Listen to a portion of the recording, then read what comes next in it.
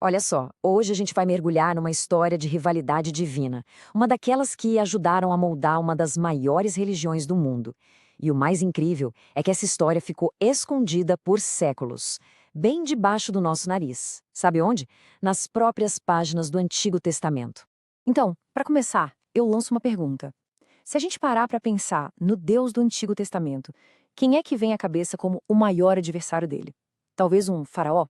Ou quem sabe um império poderoso? Bem, a resposta é bem mais pessoal.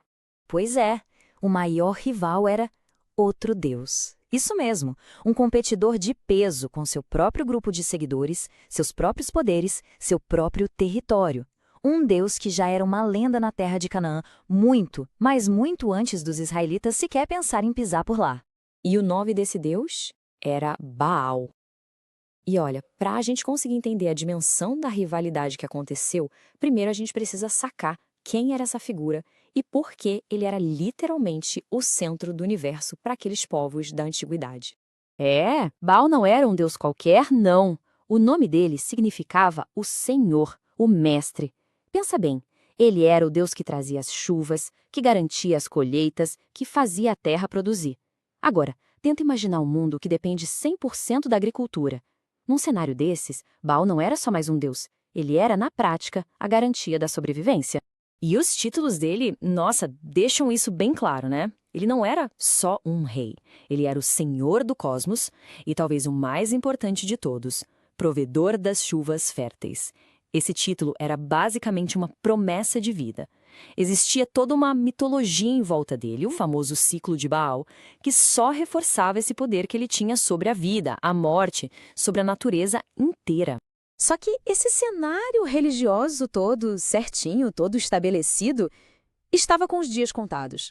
Porque um novo povo estava chegando em Canaã, e eles traziam com eles o seu próprio deus tribal, uma divindade que veio do deserto e que mais tarde o mundo todo conheceria como YHW. E aqui, gente, tem um ponto que é fundamental para entender tudo. No começo, YHW não chegou chegando como Deus único e exclusivo. Muito pelo contrário. Quando ele entra em Canaã, ele era o Deus de fora, o estrangeiro.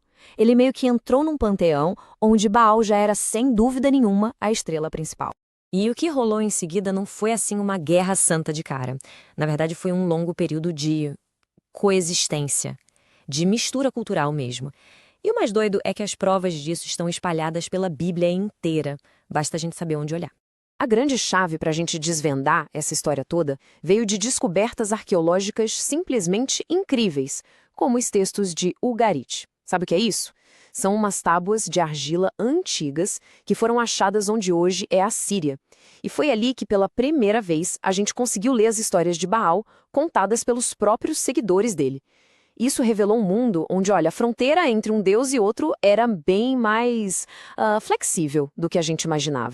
E o que esses textos revelaram? É algo fascinante. Dá uma olhada nessa sobreposição, é quase idêntica. Muitas das características que a Bíblia dá para YHWH, ser um guerreiro, o cara que manda chuva, o deus da fertilidade, eram exatamente os principais atributos de Baal. E isso, claro, não é coincidência. Foi uma estratégia, sabe? Para ganhar seguidores na nova terra, YHWH basicamente assumiu o currículo do deus local.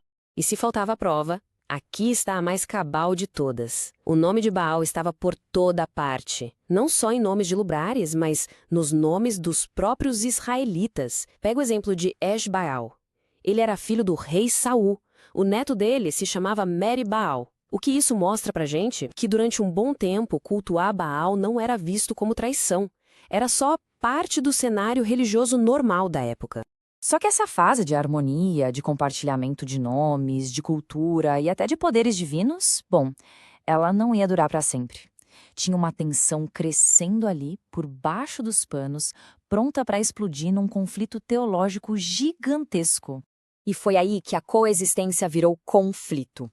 A narrativa da Bíblia, principalmente nos livros mais tardios, começa a reescrever essa história toda. Baal deixa de ser um deus vizinho e se torna um antagonista principal. Começa de fato uma campanha para posicionar Yahvé não mais como um deus entre tantos outros, mas como o único Deus. A disputa pelo coração e pela fé do povo de Israel estava oficialmente aberta. A partir daí, Baal é transformado no arqui-inimigo número 1. Aquela história famosa do profeta Elias no Monte Carmelo é o ponto alto dessa campanha toda. É uma disputa em praça pública para ver quem de verdade trazia a chuva. O livro de Juízes é direto ao ponto. Descreve Baal como a causa do ciúme de YHW. Ele virou o símbolo máximo da idolatria, sabe? O grande teste de lealdade para quem seguia YHW. E foi essa rivalidade intensa que serviu de gatilho para uma das maiores transformações religiosas da história da humanidade, a caminhada em direção ao monoteísmo. Porque para se tornar o único Deus, YHW precisava primeiro derrotar e, de certa forma, apagar o seu maior concorrente do mapa. Então, resumindo, a gente pode enxergar esse percurso todo em 3 atos, como se fosse uma peça. Primeiro ato, a chegada. YHH entra em Canaã como mais um deus na multidão. Segundo ato, o sincretismo. As duas divindades são adoradas juntas, os atributos se misturam que nem 2 cores de tinta criando uma tonalidade nova. E por fim, o terceiro ato, a supremacia. A adoração a YHH se torna exclusiva e Baal é totalmente redefinido como o outro, o grande rival que precisava ser derrotado.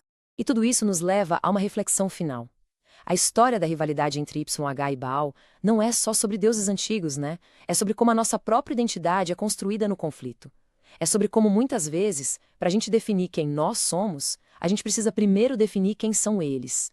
No fim das contas, a maneira como o povo de Israel contou a história do seu maior rival divino acabou definindo a natureza do seu próprio Deus. E, claro, o rumo de uma fé que impacta o mundo até hoje.